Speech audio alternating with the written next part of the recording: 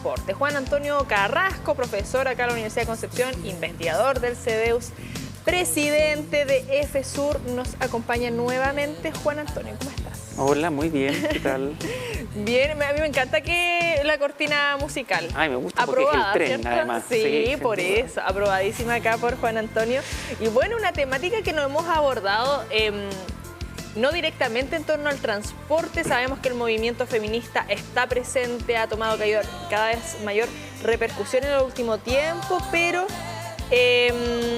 ¿cómo construimos ciudades en torno a esto y cómo construimos también modelos de transporte, sobre todo de acuerdo a las cifras que hay? Las tenía que anotar, las voy a buscar ya. Es lo que está ocurriendo con América Latina y el Caribe, porque claro, son ciudades creadas por hombres y para hombres. Así es. Bueno, hace una semana atrás, Glasgow, en Escocia, proclamó que iba a ser la primera ciudad feminista de Europa. Y eso tiene que ver con considerar las necesidades de todas las personas de moverse. Yo creo que eso es lo fundamental. Acá no se trata únicamente de hablar de hombres, mujeres, sino que considerar las necesidades de movimiento, pero también de vivir la ciudad de todas las personas. Yo creo que ese es el concepto fundamental. Y para eso nos queda un trecho relevante, porque las ciudades en general han sido construidas, desarrolladas, los proyectos de transporte, pero también urbanos, pensando solamente en hombres fundamentalmente y de edad mediana y sin problemas físicos, por ejemplo, para poder desplazarse. Sí, la cifra que tenía acá en torno a lo urbano además, que claro, el 80% de la población está, o aproximadamente lo que hay en cifras de América Latina y el Caribe, está en la urbe y se enfoca en eso, pero enfocada también, como tú señalas, como el prototipo hombre blanco que trabaja, sí, que tiene buena capacidad física, entonces funciona en cierto horario. ¿Y qué pasa con el resto de las personas? ¿Qué pasa con las familias? ¿Qué pasa con adultos mayores? ¿Qué pasa con niños? ¿Qué pasa con las disidencias? O sea, hay una amplia gama que no se considera. Exactamente, y creo que ese es el foco y que parece ser sencillo, pero no es tan difícil. Significa volver a construir nuestra ciudad y pensarla de una manera distinta. Yo otras veces he hablado incluso de otro concepto que se parece, o que es, perdón, complementario, que es esta idea de los barrios 880. ¿Ya?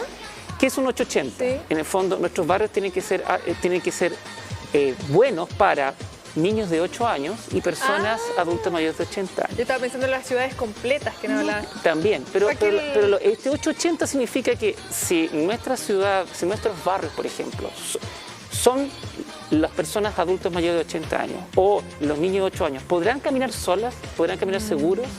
Si llegamos a ese estándar, entonces tenemos ciudades amables. Si nos da miedo de que nuestros adultos mayores puedan caminar porque el pavimento está en mal estado, porque no están seguros o seguras, o porque nuestros niños o niñas de 8 años no pueden andar en bicicleta seguros, entonces algo pasa y ese es un estándar, por ejemplo, asociado a eso. Juan Antonio, en torno a estas cosas muchas veces quizás nos vamos a como lo ideal en torno, por ejemplo, baños públicos, que uno dice, oye, sí, es plata, infraestructura, pero es tan complejo a veces, no, como que uno, no sé, yo digo, chuta, pensando, por ejemplo, y ahora que comentamos anteriormente lo del REC, de generar para toda la familia, para toda la ciudadanía, y como queja muy personal en todo caso, porque siempre se hace la queja a la ciudadanía de, oye, la basura, bueno, pongamos más basureros. A mí me costó un mundo, yo me llevé mi basura porque claro, uno igual evidentemente tiene la conciencia y todo, pero sabemos que hay personas que a veces, pucha, andaban con los niños, las bolsas y el basurero no pilló otro basurero, quedó ahí, no sé, buscándole una excusa también alternativa. Y a veces son cositas chiquititas, ¿no?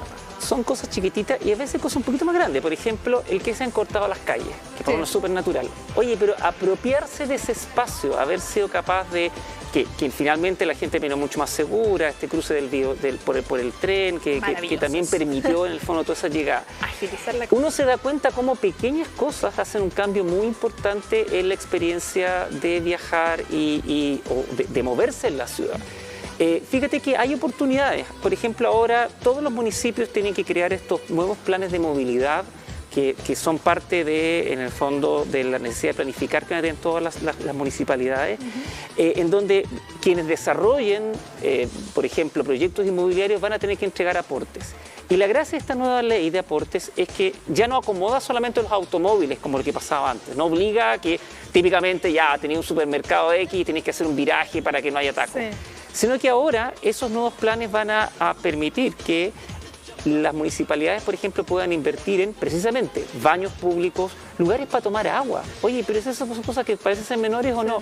Oye, y para personas, oye, y para mascotas, que parecen ser cosas menores, pero que hacen muchas veces una diferencia súper relevante en cómo moverse.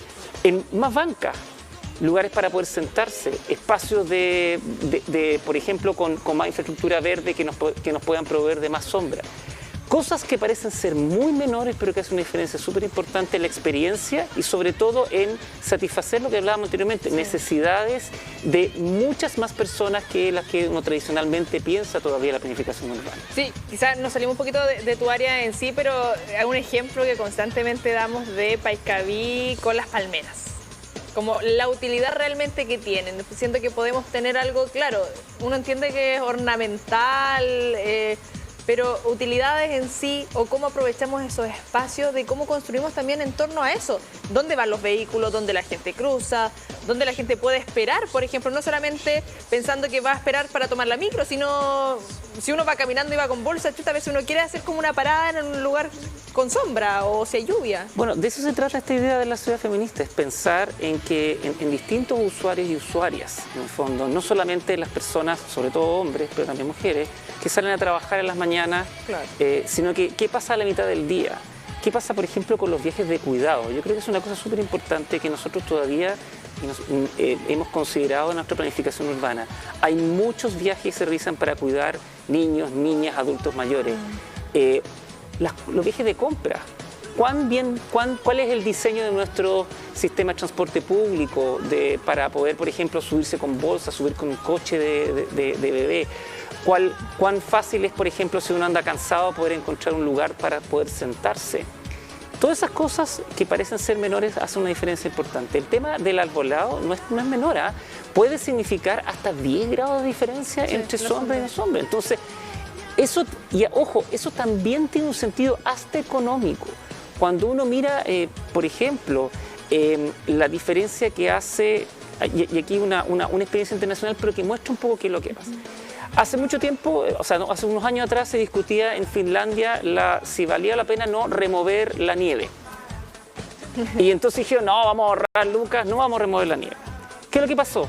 Que eso terminaba siendo un problema serio, primordialmente para mujeres que caminaban, y si removíamos la nieve, si hacíamos ese costo, finalmente las personas podían caminar más seguras y eso tenía incluso un beneficio económico. Acá pensemos en lo mismo, en términos de seguridad.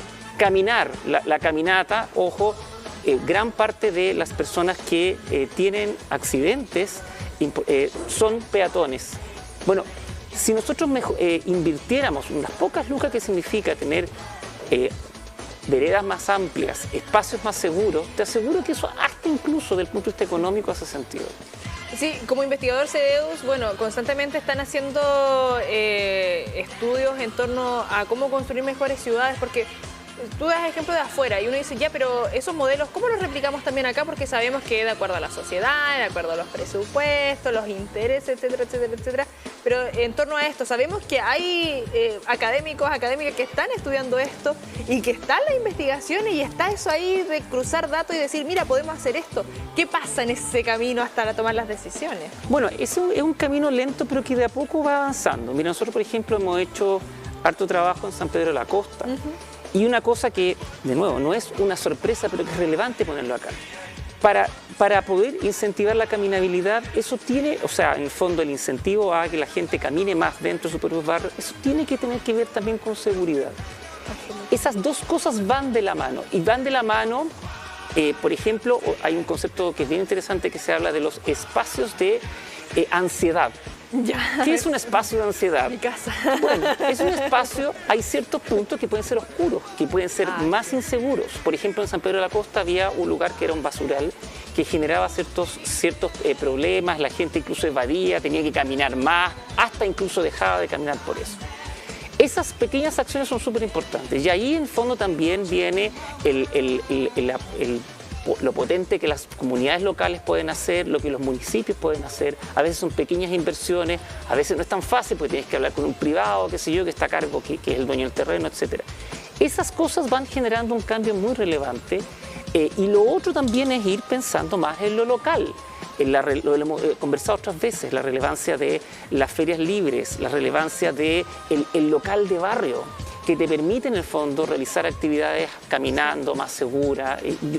Todas esas cosas van haciendo una diferencia muy importante. La iluminación, como tú señalabas, estos espacios de ansiedad, pensaba, sí, hay a veces espacios que están terrenos previo a construcciones y que no tienen el perímetro. Entonces claramente genera como a basura o personas que se van ahí a pasar la noche, a pernoctar, y genera inseguridad, sobre todo las mujeres. Y el hecho de poner a veces, perimetrar, poner una reja, poner algo, ya te genera un poquito de tranquilidad saber que no va a haber alguien ahí, o va a ser mucho más difícil que haya podido entrar alguien ahí. Y lo mismo con la iluminación, una constante, sobre todo cuando transitamos en días no hábiles. Porque claro, día de semana, si uno va cerca de a lo mejor una institución de educación superior, un supermercado, hay otros horarios, pero si tú sales un sábado y llegas quizás al mismo horario que sales habitualmente a las 8, que ya en invierno está de noche, 7 de la tarde de noche, pero si es un sábado, está literalmente las calles vacías y muertas y otro el ritmo. Bueno, de hecho, este ejemplo de Escocia es bien interesante porque no fue como el Consejo Municipal que seguro vamos ahora a ser inclusivos. Fue un grupo de mujeres entre 20 y 30 años que armó un reporte que se lo entregó al municipio donde se dieron cuenta de estos temas. Ellas, por ejemplo, hablaban de recuperar la noche. Como un concepto importante y que no solamente tenía que ver, o sea, uno de los puntos clave era la luminosidad, pero para mí otro tenía que ver, por ejemplo, aumentar la capacidad de los paraderos, de tal manera que la gente pudiera estar más segura. Los horarios, aquí estamos bastante al debe, por ejemplo, los horarios del transporte público. Ojo, hay una encuesta que se hizo hace un tiempo atrás, un estudio en Chile, que lo hicieron colegas de CEDEUS y de otras organizaciones, que encontró que 3/4 de las mujeres se sienten inseguras cuando se mueven en transporte público. Y probablemente esa cifra puede ser incluso mayor. Sí. Entonces, no estamos hablando de una cosa que es menor, estamos hablando de la mitad de las viajeras y estamos hablando de una proporción muy relevante de personas que no está segura moviéndose. Y moverse no solamente significa estar arriba de la micro, estar arriba del biotren, sino que significa todo el proceso, la caminata desde la casa, en las aceras, el esperar en el transporte público, toda esa dimensión es súper relevante, porque si no, terminamos atacando algunas cuestiones, como por ejemplo el Metro de México. Sí, de separarlo. Claro, entonces... Que en un momento se conversó bastante acá por el Metro de Santiago y habían ahí hartos comentarios, bueno, Twitter da para todo claramente, pero habían hartos comentarios, ¿por qué no hacemos esto? Las situaciones que uno vive de incomodidad y de terrible, o sea, sobre todo en la hora punta. Pero ahí es cuando tú necesitas tener una mirada integral, porque eso puede haber sido y sigue siendo una medida útil en México. Pero una colega, de hecho, la Paula Soto, que era de acá de Conce y lleva mucho tiempo en México, estudió este tema en México. Lo que ella miraba, claro, quizás tú puedes controlar el espacio dentro del metro, pero los problemas se fueron más allá, se fueron en los espacios de los corredores, la salida, en los paraderos, etc. Entonces, es necesaria una mirada integral. Eso lo hace difícil, pero también lo hace, yo creo que más alcanzable también. Yo creo que todavía en la escala de nuestra ciudad, aquí en Conce, tenemos muchas oportunidades. Todavía nuestra ciudad es muy caminable en muchos espacios. Las distancias son adecuadas y por lo tanto hay mucho que hacer allí. Pero significa ponerse unos lentes distintos. O sea, esto es como ponerse y empezar a regular y decir, esto que hemos visto todo el tiempo, de repente no es lo que debería ocurrir en nuestras ciudades, en los espacios urbanos, en la seguridad. Yo creo que ese es nuestro desafío. Y como señalabas anteriormente, no tiene que ver muchas veces con recursos propiamente tal, decir, mira, si necesitamos tanta cantidad de lucas, porque sabemos que al fin las lucas es lo que más duele, sí. Pero a veces es de eso mismo estrategias. Hay cosas que son más difíciles, es cierto. O sea, efectivamente, yo creo que tener un mejor sistema de transporte público nos va a tomar un tiempo, pero tenemos que apuntar hacia eso. Pero también hay cosas que son, yo creo que también de poner la visión de ciudad donde queremos. El tema por ejemplo, mejorar las condiciones de caminata, de seguridad, de luminosidad, de identificar, algunos llaman auditorías de género, o sea, meterse y mirar con una lupa y qué pasa en cada punto de la ciudad respecto a la seguridad de mujeres, de niños, niñas. Yo creo que ahí hay cosas que efectivamente se pueden hacer. Hay municipios que han empezado a hacer algunas de estas dimensiones, pero yo creo que todavía podemos empujar mucho más una mirada integral. Ya que lo señalas, bueno, muchas veces se recarga esta responsabilidad a los municipios, se va a ir de a poquito, pero en general también, como tú indicas, lo que pasó en Glasgow tiene que ver por la ciudadanía, que la ciudadanía también se empodera y dice, mira, ¿sabes? Necesitamos esto, porque sí, muchos estudios, se agradece evidentemente, etcétera, etcétera, pero ¿qué nos está pasando a nosotros? Organizaciones sociales, a veces grupos vecinales, generan también movimientos así de importante cambio. Yo creo que es súper importante porque, mira, yo hablo desde mi propio sesgo, de ser hombre, de edad mediana, un poquito más viejo ya, pero mediana, etcétera, pero yo no tengo la experiencia que pueden tener otras personas respecto a cómo moverse en las calles, también incluyendo, por ejemplo, disidencias sexuales o personas con capacidades diferentes desde el punto de vista físico o cognitivo. Esa voz es súper relevante que también se vaya alzando, vaya mostrando cuáles son las experiencias específicas en la trayectoria, en las trayectorias urbanas del día a día. Yo creo que ahí hay mucho por hacer por parte de quienes toman decisiones de poner un poquito más de oreja y por parte también de organizaciones civiles para poder poner un poquito más de voz. Porque esas son las cosas que van afectando el día a día y yo creo que esa es la clave. Y bueno, como tú señalabas, ponerse los lentes y abrir un poquito ahí los oídos, porque uno a veces explica situaciones que, claro, como mujer se viven y a los hombres les cuesta muchas veces procesarlo y es súper entendible. O sea, yo comentaba hace un tiempo atrás con unos amigos, bueno, evidentemente los hombres también tienen miedo en un lugar oscuro de que los vayan a asaltar, pero no tienen miedo de que los vayan a violar o de que los vayan a matar. Y esa hay una diferencia enorme, sobre todo cuando uno va del paradero a la casa, llevar las llaves en la mano pensando que puede servir como un método de defensa. Y me imagino que muchas mujeres, y sobre todo jóvenes, luego de, no sé, la universidad, un horario 7, 8, cuando está ya oscuro, es complejo. Sí, mira, hay una evidencia súper clara de que el problema es que esto ha sido internalizado, como que ya como que es parte de lo cotidiano, esto de que las mujeres en general tienen que ir acompañadas, avisa cuando van, sí, cuando vuelven, las restricciones de horario, eso está súper estudiado, lo hemos visto también aquí incluso en la Gran Concepción a través de CEDEUS. Yo creo que aquí es tratar de sacar la idea de que esto es normal, de cómo logramos de nuestra manera, lo que decía la escocesa, cómo se recupera la noche, cómo se recupera la seguridad, cómo en el fondo vuelve a ser normal transitar por muchos lugares de la ciudad que muchas veces están vedados a ciertas horas. Y yo creo que ese es un cambio que es lento, pero que hay que empujar, porque tiene que ver finalmente con cómo vamos haciendo una ciudad mucho más amable para vivir. Y estoy muy de acuerdo, hay grandes cambios que hay que hacer en transporte público, en infraestructura, pero también hay cosas chicas que uno debería empezar a empujar desde la sociedad civil y también desde quienes pueden tomar decisiones y hacer algunos cambios. Absolutamente, esa es la idea y esa es la idea de cada espacio que tenemos acá junto a Juan Antonio Carrasco, de visibilizar estas temáticas, de posicionarlas y además con tan bonita camisa, muy embanderado ahí con la causa. Porque sí, la bicicleta también es un tema fundamental. Ahí, fíjate, mujeres tienen efectivamente una mayor desventaja en términos de moverse en la ciudad por un tema de educación, porque en general no tienen este espacio para poder aprender a andar en bicicleta, la experiencia de andar en bicicleta, la seguridad. Entonces fíjate que ahí vemos a Alexa Gari, de hecho en la imagen detrás, que es una muy querida colega de CEDEUS, precisamente cómo también vamos empoderando a las niñas a recuperar y a tomarse el espacio urbano. Así que definitivamente la bicicleta también es un símbolo relevante de esto. Sí, independencia además en el método de transporte, sobre todo cuando son distancias. ¿Cuál es lo recomendado para tener 5 kilómetros? Bueno, a ver, todas pueden ir en el fondo, pero cuando uno piensa en una gran cantidad de viajes donde en menos de 1 kilómetro, que sí, un tercio es en auto, uno dice, a ver, aquí hay oportunidades que son relevantes. Y además de hacer ejercicio, de sentirse saludable y de ahorrar lucas, que no es menos. Sí, está buscando ahí de la campaña de la bici salvavidas, que en general con menos accidentes y nos genera movilidad y mejor actividad física, ahorramos platita como te indicas y tiene puros beneficios, así que ahí dentro también de lo que podemos ir haciendo cambios como ciudadanos, mientras esperamos los cambios ya sean estructurales. que hay que empujarlo de todas formas, no hay que quedarse en solamente estas cosas pequeñas. Yo creo que hay que tener esa visión de cambios relevantes. Algunos cambios son grandes, ¿eh?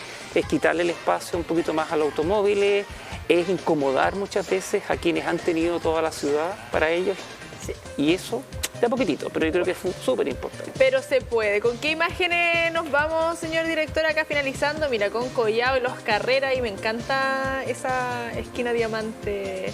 Y qué bueno, un cambio que ha costado.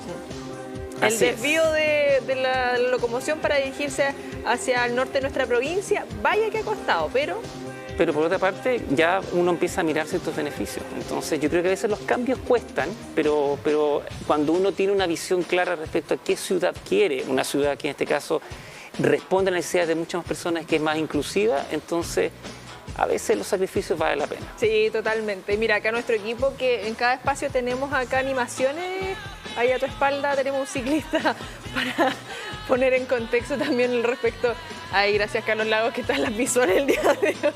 No, Con está muy buena Antonio. está buena la bici. Sí, no, ahí le pone nuestro compañero en dirección para poner contexto aquí con todas las temáticas. Nos vemos con Antonio, muchísimas gracias. Gracias.